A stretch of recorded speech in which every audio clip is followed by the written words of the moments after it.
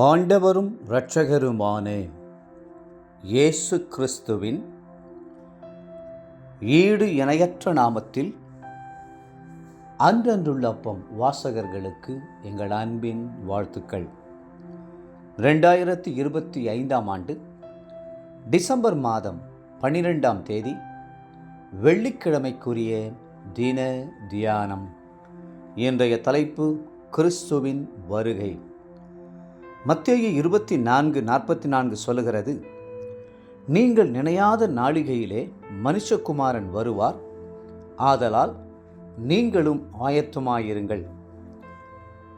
நாம் செலவழித்து கொண்டிருக்கிற ஒவ்வொரு நாளும் ஒவ்வொரு வினாடியும் கிறிஸ்துவனுடைய மகிமையான வருகையை எதிர்நோக்கி சென்று கொண்டிருக்கிற நேரமாயிருக்கிறது. நினையாத நாளிகையிலே கர்த்தராகிய இயேசு கிறிஸ்து வருவார். இயேசுவின் வருகையை சந்திப்பதற்கு ஆயத்தமானவர்களாய் நீங்கள் வாழ்கிறீர்களா? கிறிஸ்துவை சந்திக்க ஆயத்தமாய் இருக்கிறீர்களா? கிறிஸ்துவின் மகிமையான வருகைக்கென்று ஒரு கூட்டம் ஜனங்களை ஆயத்தப்படுத்தி இருக்கிறீர்களா? சிந்தித்து பாருங்கள்.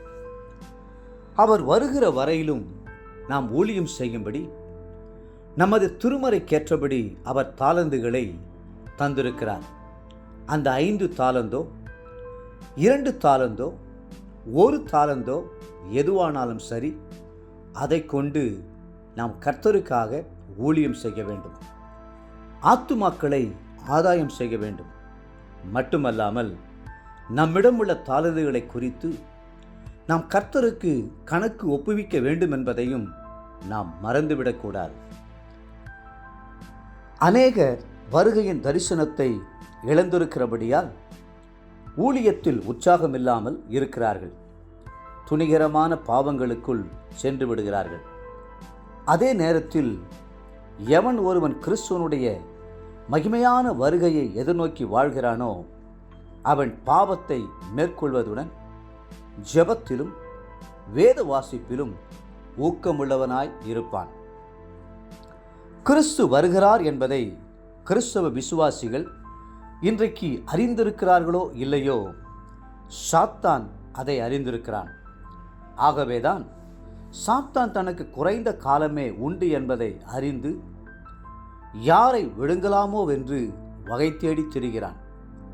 பாவங்களையும் அக்கிரமங்களையும் முடுக்கி விடுகிறான். கிறிஸ்துவின் வருகை ஏதோ சில ஆண்டுகளுக்கு பிறகு இருக்கும் என்று எண்ண வேண்டாம். கிறிஸ்துவனுடைய வருகை நினையாத நாளில் இருக்கும் என்று வேதம் சொல்லுகிறது. ஆகவே அடுத்த நிமிடம் கர்த்தர் வருவார் என்கிற எதிர்பார்ப்போடு நாம் ஜீவிப்போமாக.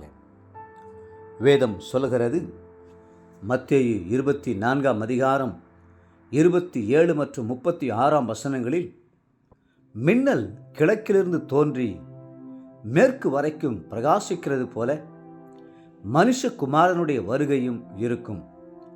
அந்த நாளையும் அந்த நாளிகையையும் என் பிதா ஒருவர் தவிர மற்றொருவனும் அறியான், பரலோகத்தில் உள்ள தூதர்களும் அறியார்கள்.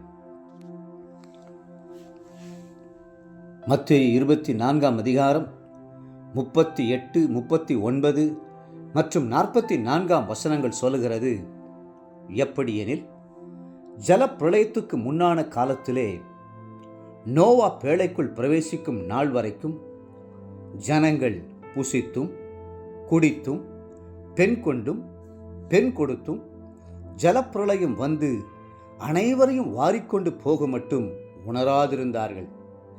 அப்படியே மனுஷகுமாரன் வருங்காலத்திலும் நடக்கும். நீங்கள் நினையாத நாளிகையிலே மனுஷகுமாரன் வருவார், ஆதலால் நீங்களும் ஆயத்தமாயிருங்கள். இன்றைய நினைவிற்கு வெளிப்படுத்தின விசேஷம் 22:12.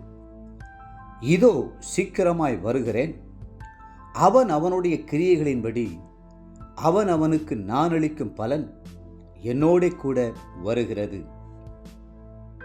இன்றைய வேத வாசிப்பு காலை ஓசியா 9, 10 மற்றும் 11ஆம் அதிகாரங்கள், மாலை வெளிப்படுத்தின விசேஷம் 3ஆம் அதிகாரம். அன்புக்குரிய அன்றனுள்ளப்பம் வாசகர்களே, மீண்டும் உங்களை வாழ்த்துகிறோம். கிறிஸ்துவின் வருகை சமீபமாய் இருக்கிறது. ஆயத்தமாயிருங்கள். கர்த்தர் தாமே உங்களை ஆசீர்வதித்து மென்மேலும் உயர்த்துவாராக. ஆமென்.